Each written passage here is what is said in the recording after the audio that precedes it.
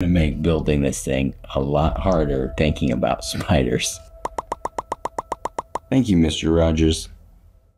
If you're looking to build a PC but having trouble getting started, anxious about decisions, overwhelmed by options, worried about compatibility, parts being delicate, you clicked on the right video. I wholeheartedly encourage you to think about all these things as a positive. You really care about building a great machine. For this build today, we're going to build a computer for my son's friend who's into Minecraft, but he really wants to play Java version of Minecraft, record videos, and join my son with creating some epic content for his channel. I was going to use some old PC parts and go like ultra budget.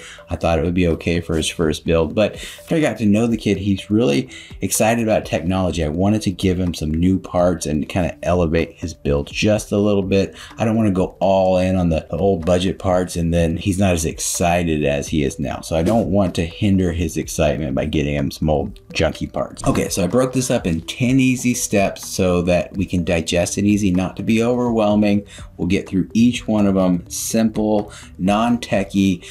Yes, IT pro, but this is not where my advantage, I would say, comes in. It's really that this is a hobby, completely separate from my work world. So work world, IT pro, yes, but over here, this is a hobby that's really kind of saved me and brought rejuvenation to my tech life. So anyway, 10 easy steps.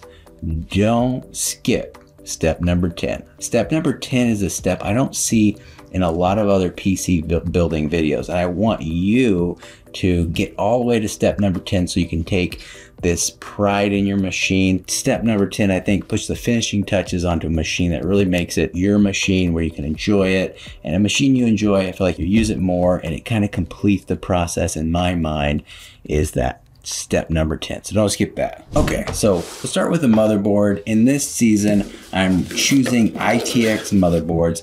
I have a Gigabit B760i DDR4 version. And so I'm really enjoying the ITX mini motherboards.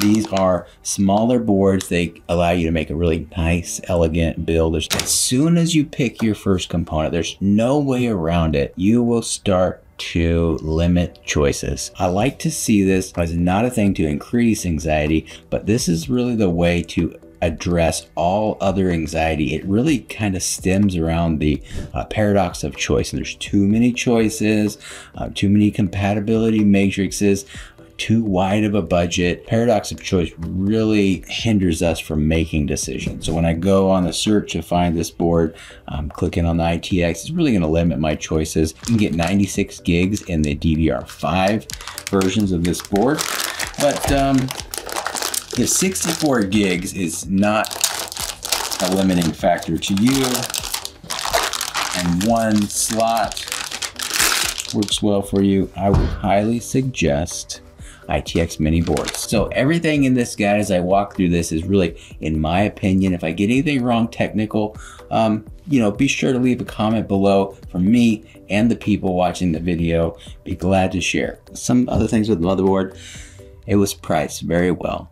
It is an Intel motherboard, and step number 2, we'll talk about the processor choice there. As far as brands go, I've used Asus and Gigabit and MSI. I've had experience with Gigabit in the past. Feels good to me. That's what I'm going with. My toe. I'm okay. For this build, I'm going with Intel. I've been comfortable with Intel naming scheme, and in the IT world, 99% of the stuff is really Intel. Clients are extremely happy. I do have no problem building an AMD computer, but for this build, Intel just seems right. If AMD feels good to you, if you have a ton of stock in AMD, or there's a CPU you've had your heart on, I would definitely suggest going AMD. You want a PC that you can feel good about. In the future, we may build an AMD PC as well. If you're looking for exact compatibility, what's a good processor, go ahead and put a comment in there and we could talk about that here. Okay, so we're going with the Intel i5 13600KF. K means unlocked. F, I think that means you don't use it without a graphics card. Right. So I'm limiting my choices to Intel. So when choosing the CPU, I like to limit your options, limit the choices. This is how I do. I put the CPUs into buckets, like slow, fast, faster, and extreme. I'm staying away from slow, I'm staying away from extreme. I'm just doing fast and faster, and I've chosen Intel as my brand. So I have i5 or i7 for faster, or just going with i5. This is a good fit for this build, but it's cost effective, it fit in the budget. And I also use userbenchmark.com. I like to see the user rating, and then I also like to see the performance rating. I think the bench is what it's called. There's rumors that this website is not completely user benchmarked, but this is not destroying my life. This website does not run my life when making choices. I'll go to several other places to get some specs, some confirmation that this fits what I'm looking for in this build before I choose the processor, really. So the choice has been made now. This is a processor. Okay, so let's go ahead and install the processor. Probably watch plenty of videos where they're gonna put the processor in. They're gonna tell you to be super careful with the pins. And you know, in all my years, I have trained a couple technicians, and I have witnessed one of them bend the pins while replacing a CPU. Not a pretty sight. There's anxiety on damaging parts. How sensitive, how delicate are these parts? And in many years that I have made PCs, I've not bent the pins yet, but I would still be definitely careful. You're gonna wanna find out how this CPU goes in first before you pull off this cap. So on the CPU, you can see right here, you got an arrow. It's actually arrow is on this cover, and then on the CPU as well. So CPU, arrow, the cover, we have an arrow. So let's go ahead and take this cover off. When we lift this latch up, now let's take this off. Look at that. I have another arrow right here. So arrow right here, an arrow on the cover. So I'm not taking a deep breath because I'm nervous about the CPU. I'm more nervous about making YouTube videos. Basically, we've identified the arrow on the CPU. We've identified the arrow on the motherboard. We're just gonna drop this thing in. Give it a little scooch. Oh, look at that. Feels good. I had to wiggle it around some.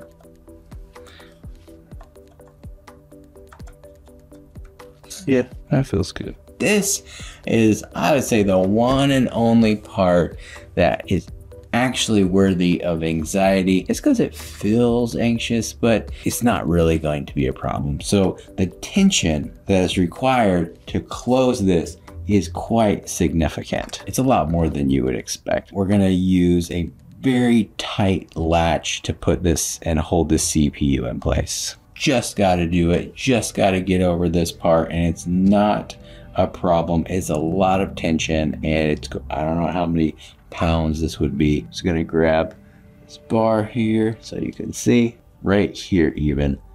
It's a lot of tension all the way. And yes, as you push this down, you're going to wonder and hope that you lined that CPU up. Double checked it, triple checked it. Okay, so we're gonna push this down really, really tight. Ready?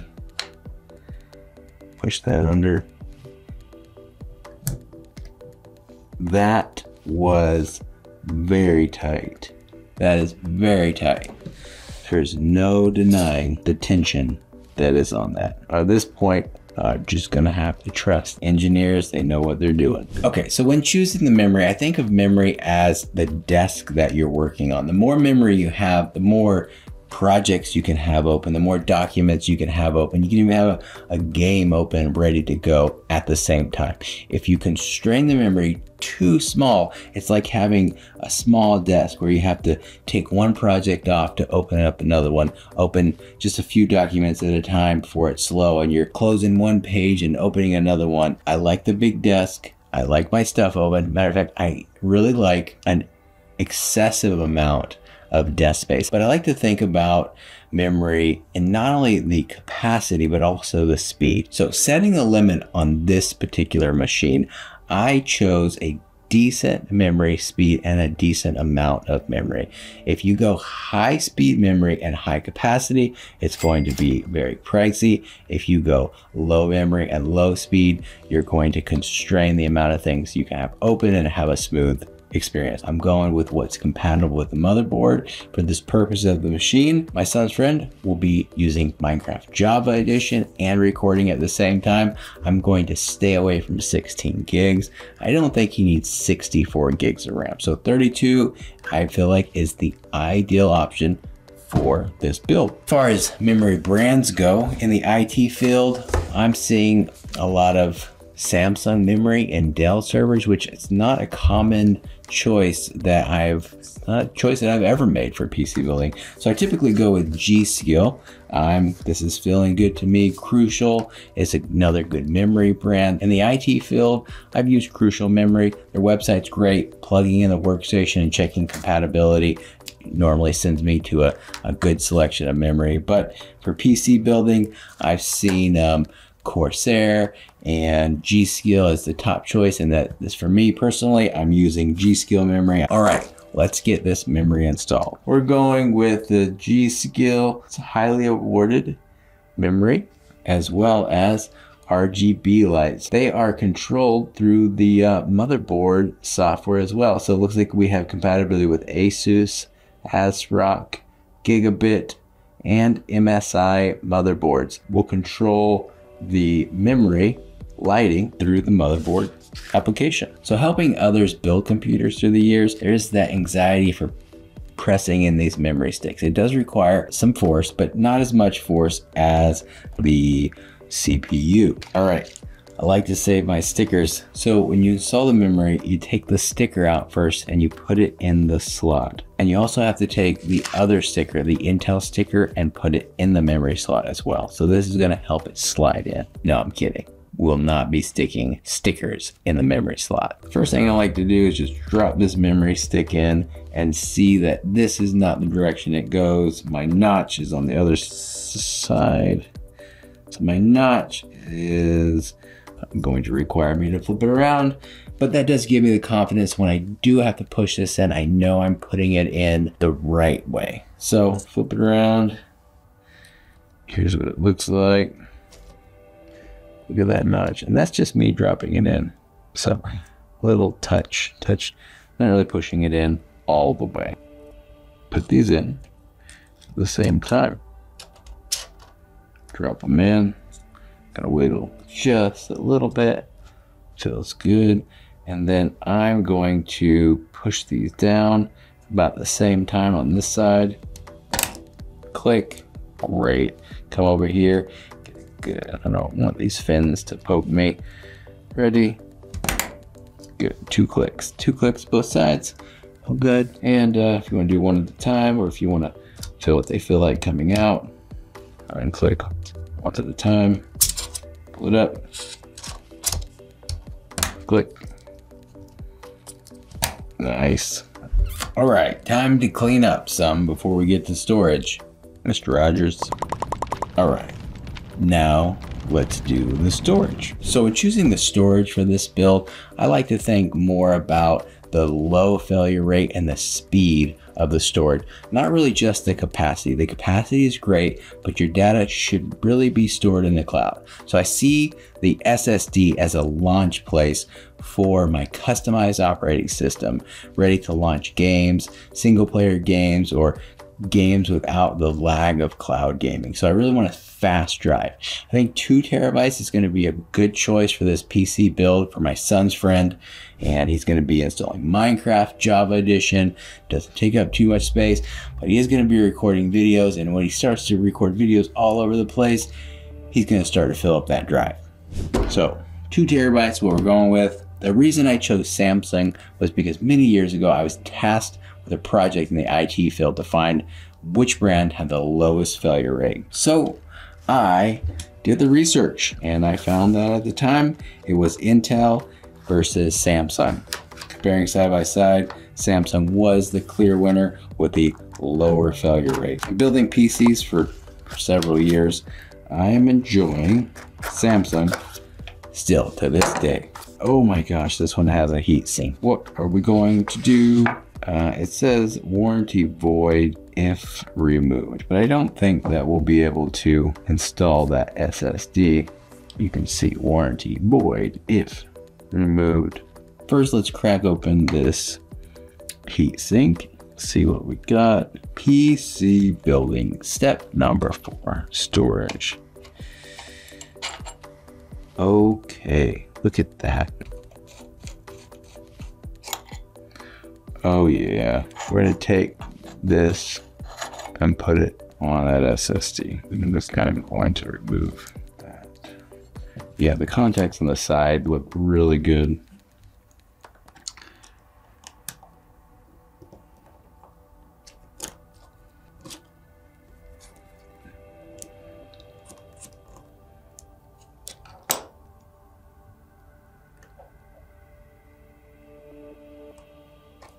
I can't even get this thing off.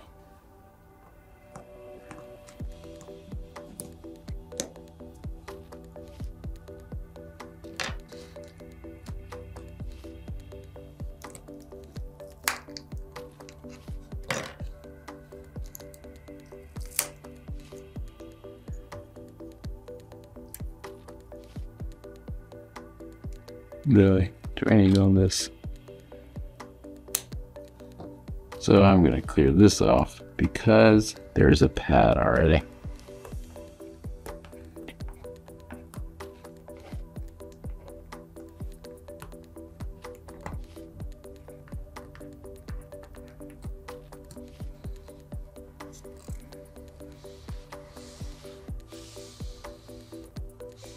So 2020, March, and we're using the word pandemic now. We're seeing a virus spread.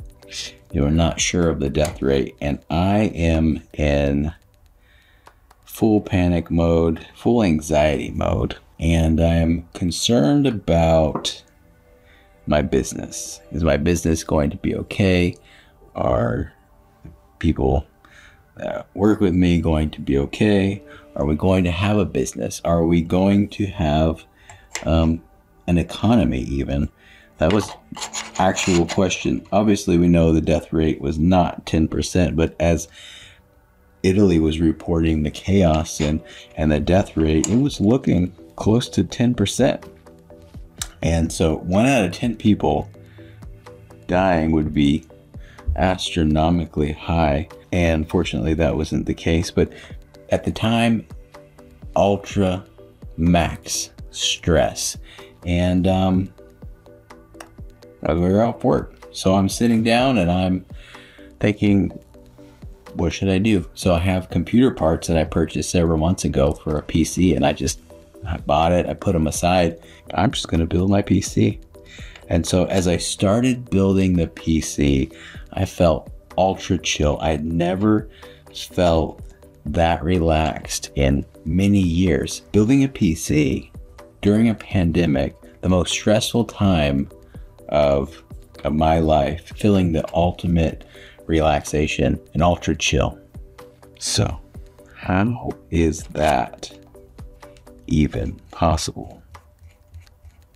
So more on that in a minute, but we have the SSD installed. Also wanted to say, check the motherboard, look for the M2 slot gen. So when I say gen 3, hopefully not gen 3, gen 4 or 5, make sure your SSD matches that as well.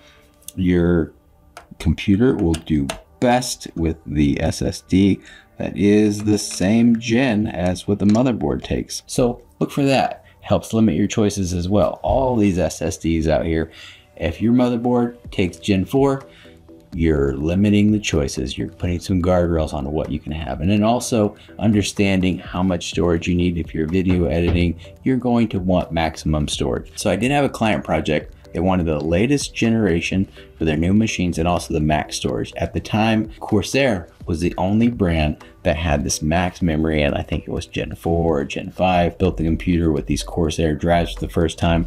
No complaints from the client, so I could recommend Corsair as a good choice as well. If you're a little anxious about PC cases and you haven't picked out the perfect one, don't just go to Google, search, and click on images and fall in love with a case there. You're likely to get maybe a retired case or a concept case or a custom case. Amazon has some interesting stuff. Newegg also a good choice for cases as well. I think it's okay to start with choosing the case.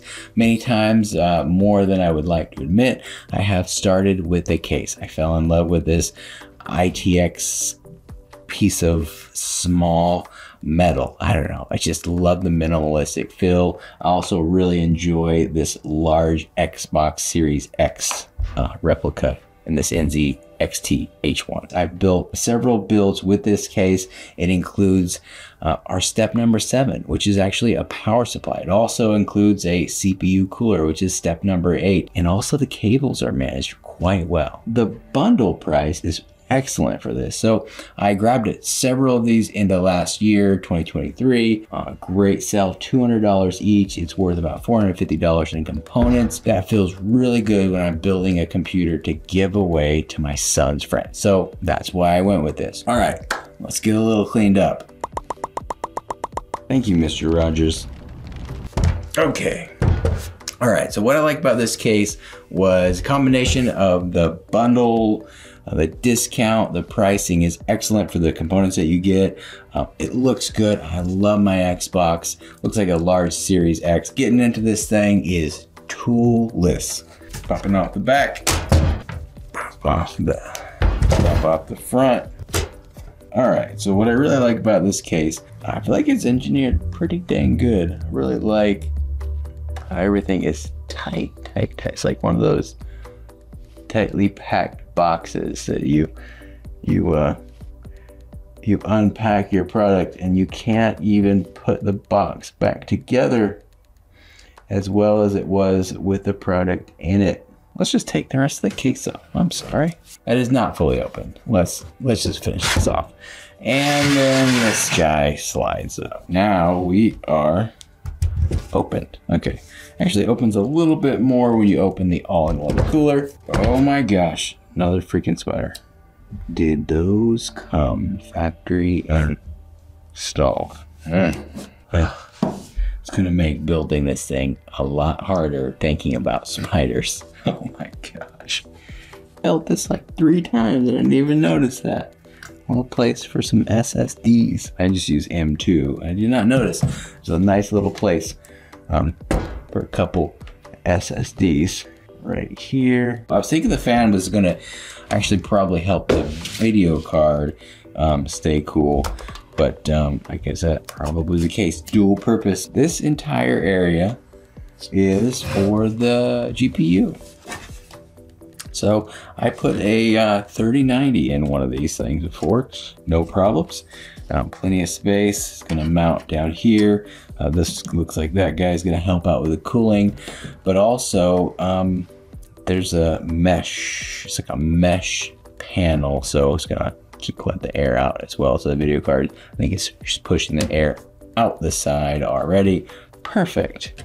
Good combo. Don't be afraid. Don't look at this as your last computer. I really enjoyed building that second computer. The first PC that I built, great. I think I overthought it quite a bit. But once you get through that, you're going to learn a lot more by just the experience. Favorite idea would be, you know, maybe start with a budget build, something you could keep and enjoy for a year or so, and then give it to a kid, give it to somebody else that would enjoy that PC, and then get on to your build number 2. That's got to be the most fun build I recall. So second build, after you know what you're doing, not just knowing what you're doing, but experiencing it. Again, encourage you to go through the experience and you'll gain more knowledge than what you will just by reading. So full disclosure, I've built a couple of these NZXTs before. I feel really comfortable. Let's show you this side. This is where we're going to put the motherboard. All right, this fan right here is part of number 8. So number 8 is all-in-one cooler. So when we get to that, we'll just briefly touch on it. But in laying out my 10-step process, again, it's small steps. Make it easy. So none of them are too big. Not choke on these steps. Super easy, and it keeps me organized too. So this is the all-in-one cooler. Pretty awesome. It's attached already. It's almost like it's part of the door. Motherboard's gonna go in here. CPU block right on top of the motherboard and CPU. It fit right here. It's awesome. It is pretty cool to see just how well this is engineered to fit all this in here. So I don't know, maybe this would be possible, but I would not want to go shopping and trying to find parts that would fit in such a tight case. So we got the motherboard, we got CPU installed in the motherboard, we have the RAM, we got storage installed, and now we're on to the case. So I am unbundling some of these very well managed cables. When you have a swimming pool of spare computer screws. Okay, so back to the pandemic story. While I get this thing in, it was 2020 pandemic, and as I was saying, I'm enjoying building a PC again. Really for the first time in a long time, and feeling these just incredibly relaxing. I feel like, what's going on? How is this even possible? So I'm realizing that I had taken my hobby, my love for technology, and I used it to help people build a business, enjoy helping the community and helping friends. And before you know it, I not only had a business, but I have a team, clients, taking care of so many people, and still enjoying it. Absolutely great. But at the same time, I have completely turned my love for technology into a job, and no hobbies, none, really. Not full serve at the church, but another hobbies to just do because I just loved it. So here I am, 2020, most stressful time building this piece of PC, and just realizing I'm really missing out on my hobby. Having a hobby, anything, PC building is just for me. I really love it. Hopefully, I'm going to encourage somebody else to dive in on PC building as a hobby. Really, not an IT guy. I'm not gonna sit here and be the expert builder and talk all about hardening your OS and lock this thing down just to be secure. Don't do work on a PC at the office, please. But doing this for the hobby is absolutely chill. Absolutely chill. So anyway, that's what got me back into it. I just refreshed my life, having a hobby. I think I'm gonna have to find the screws that came with this to put the back plate on for the CPU block. And I'm about to put the block on it. And then No. Okay, I got CPU paste all over it. Yay, good for me. Oh, that's not good.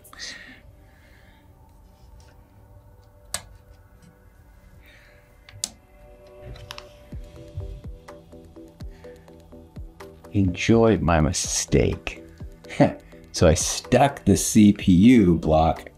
I was all so excited about the paste was already on here, so I don't have to worry about getting it too juicy, and I stuck it on without putting the standoffs. But you know what? It's just the building the process doesn't make you perfect, but the quicker you get with noticing your mistakes, now that's fun. So I enjoy that, just like a hobby, something to enjoy. Every problem is a challenge versus just a roadblock. It's just a challenge. So getting the CPU block on, and I was just reminded and thinking about my story again, just going back and thinking about how I had turned my life's love for technology into work.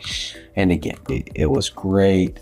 Business is good, and I'm very thankful for that. Thank God for that. But I had no hobby. All I did was work. My only hobby was turned into my job. So getting back to the PC building in 2020, even during the most stressful time of my life, which was the pandemic, unsure of if we would have an economy, even much less a business, it was pretty wild to be able to sit down, start building a computer and feeling these feelings of just ecstasy and awe and relief and peace at the same time. And so I have a friend who is a professional counselor, and I thought, man, if I were to talk to him and tell him how stress relieving this was, I'm pretty sure it'd be like, hey Ray, the pandemic's going on and not sure if the world's going to end, but I'm building the computer and I'm feeling great. Matter of fact, I'm feeling better than I felt in so many years. I'm pretty sure he would encourage me to keep doing it.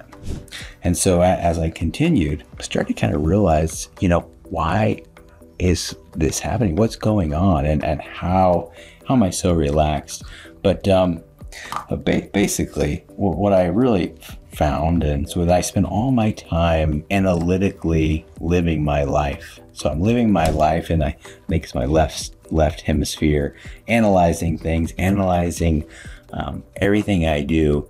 So there's no hobby, there's no joy, there's no enjoying the present, the sensory experience of technology again. So don't want to make it too technical again, but it's spending some time in the present, spending some time in the now, spending some time enjoying the technology. I like how it opened the box, smells great, it looks great, it feels great, and sensory experiences, I think is real. So as much technology as I have, you can put a phone case on your phone and you can put a skin on your laptop. There's no other area in technology where you can put the pieces together and really make it your own. So as you build, let me just say this, coming from somebody that has built one or two times, even at that point, you realize you actually want more choices. You desire more choices. You're very excited about the year-over-year increase of specs. So that's why if you're on the outside and you haven't built yet, you're like, all these options, all these specs, and it's quite overwhelming. But once you get into it, it's kind of encouraging to see this year-over-year spec increases. So now I can talk to my son and say, hey, remember that video card that had 8 gigs of RAM in it? Now there's one with 24 gigs of RAM. It's like, wow, 24 gigs of RAM. Only interesting if you have a reference place to compare that to, say last year's version or your first computer you thought was great. Pretty exciting, only with a different perspective. Again, I want to encourage more. If there's one person that I can speak to and say, hey, maybe you're thinking about PC building as just getting a gaming computer, I'm really encouraging it as a lifelong hobby. So let's keep building. So I'm really excited about this build right now. This build is going to my son's friend. The ball's in my court. I need to get this done ASAP. So with this specific build, I am looking forward to wrapping it up, installing Fortnite, checking out the frames per second, see if I can get a win before we turn this thing in. I have 2 video cards here. These are pretty great. These are the I would call them the 60 range. So one is a 3060, one is a 4060. After meeting the kid and playing some Fortnite together with my son and his friends. So with this one, I'm thinking we're gonna go with a 4060 for this kid. He's aware of the latest technology, and this year we're at the 4000 series right now. So this is the one. So choosing the right video card is crucial for an immersive gaming experience. One of the things I really like about this case is its dedication to full-size graphics cards. There are bigger graphics cards, but we are going to install one of these today. 4060, 3060, And we're gonna go with the 4060 for this one. So should you choose NVIDIA or AMD? And again, we're talking about limiting our choices as well with this video. I'm choosing NVIDIA. I've grown up with NVIDIA cards. I feel very comfortable with this. Me going with NVIDIA for this build, but you know, with the fierce battle, you are the true winner between NVIDIA and AMD. Let's get this on the side for easy installation. All right, for me, I like to go to user benchmark and check the performance as well as user ratings for video cards. And I'm seeing the 4060 show up as a much loved card. Value seems good, price is good. I've heard it said that the website is not 100% driven by user benchmarks, and that would be embarrassing if your website is called user benchmarks. However, I would consider multiple sources for your research. So in choosing a video card, this is where you can completely go over your budget. So for a beginner, it is quite tempting to understand what the greatest video card out there is. And I would remind you that a 4090 right now costs about as much as an entire gaming setup. I think you can get an Xbox Series X and maybe like a 55-inch OLED C3 for about the same price as just a video card. So beginners beware. Not that your budget can't handle it. If you're a beginner and you have a great budget, go ahead. I still would recommend your first build. You're gonna build something simple just to get through the experience. Enjoy the experience of building your first computer, understanding all the parts.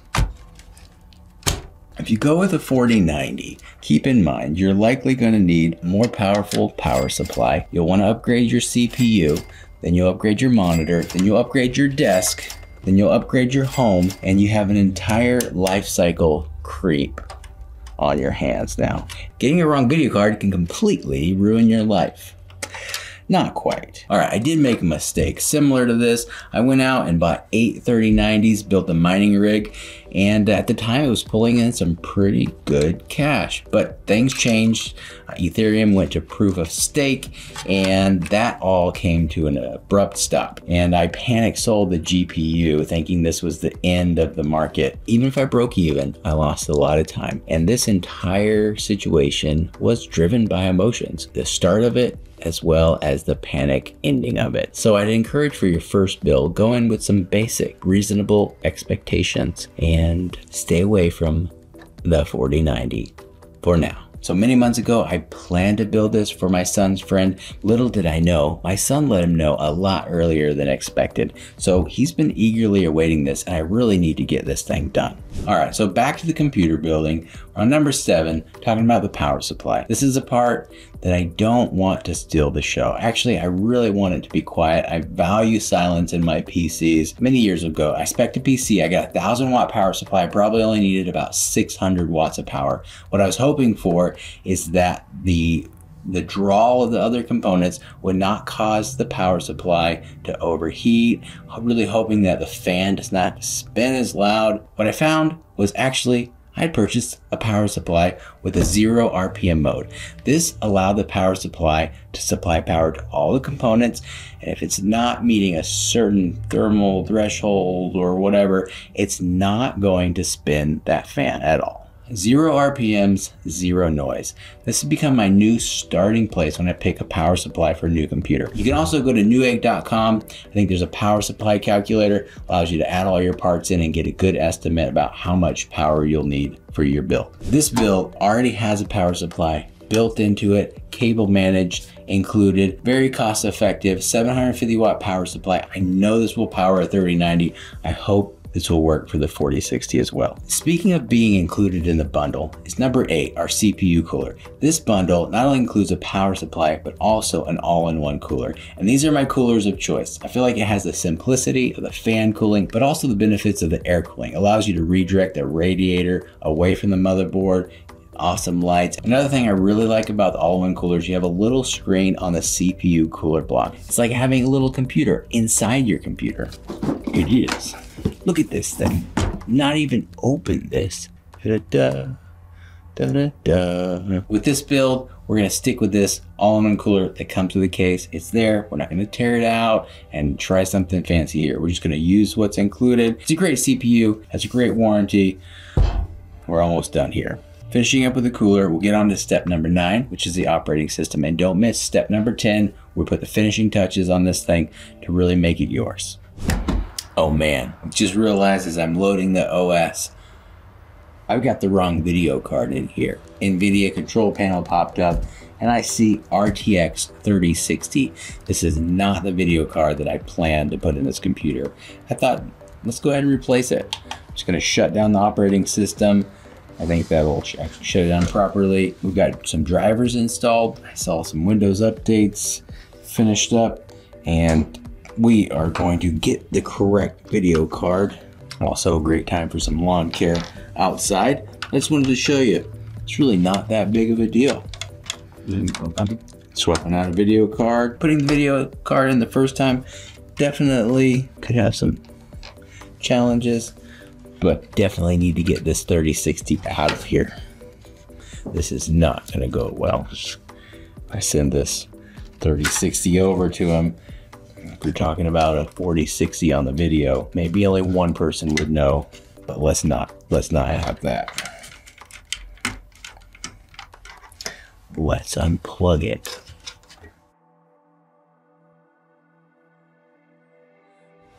You are a good card, 3060, but you are not good enough. Let's go ahead and get this in. The only one 8-pin adapter is needed to power this card, just like the 3060. All right, we are in. I feel okay about this. I feel like when I boot it up, NVIDIA drivers just installed, so I think we'll be okay. Fingers crossed. Let's get the power running to this. You know, it's really just like any PC build. You're gonna have some issues, sometimes technical, sometimes parts, and sometimes you're going to be the issue. But every time, you'll learn something great. All right, let's power this back up. That's a good sign. So back to the steps that we have. Notice, I mentioned a couple times, step number 10. I don't want you guys to skip step number 10. This is a step that is going to make this thing truly yours. And although I have a functioning PC, I could be done now. And a couple of you are going to be like, we know what he's talking about. We're not going to deliver this computer looking like this.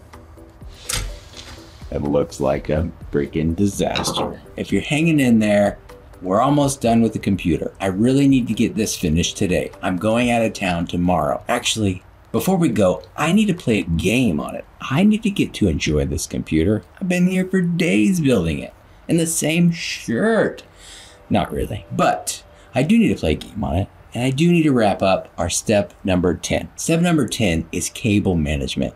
Now, if this sounds boring and you want to check out now, go right ahead. You're really going to miss out on the final touches, the touches that make this computer really yours. There's a lot of things on the computer that are going to require constant updates and some TLC and some revisions and uninstallations of some garbage software, new software, but the cable management is pretty much going to stay the same. If you get this far, finish the computer, manage the cables, clean it up, close up the case. If you're not upgrading your computer often, it's just going to stay put. With the NZXT H1 though, with a pre-installed power supply, the pre-installed all-in-one cooler, and pre-managed cables, there's really not going to be too much for this.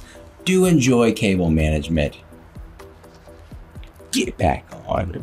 Editor, you can take that out. Thank you. Let's clean up this mess. Mr. Rogers. Thank you, Mr. Rogers. The reason I save cable management to the end is so if I need to unplug anything or troubleshoot any components, I don't have to redo the cable. So I bundle installing the OS and troubleshooting into number 9. During that time, I'm installing the OS. If I have any problems with components, I'll know pretty quickly. Once the OS is humming along well, no hardware failures, I feel like it's pretty solid and it's ready to be closed up. Let's power it off and get it on the table.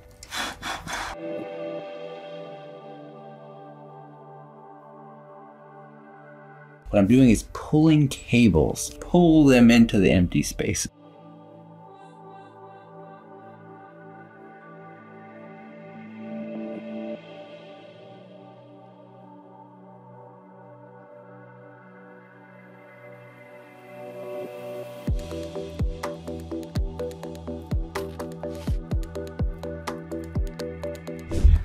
All right, I need to get this computer over to my son's friend. We've simplified complexity. We've made our choices. Cable management is looking good, nice and tidy. There's one more thing to wrap up this build, and that's testing it with one game of Fortnite. If you're looking to build a PC but having trouble getting started, anxious about decisions, overwhelmed by options, worried about compatibility or parts being too delicate, I encourage you to just get started. You know, the first step is really imagining a PC that's truly yours with no stress, but like a refreshing hobby where you're just chilling. As an IT pro, that is my perspective. This PC building is just a hobby. It's something to bring joy, and I'm here to guide you through it. So you've clicked on the right video, and I plan to make some more for you. So I hope this has been encouraging. Looking forward to the next one.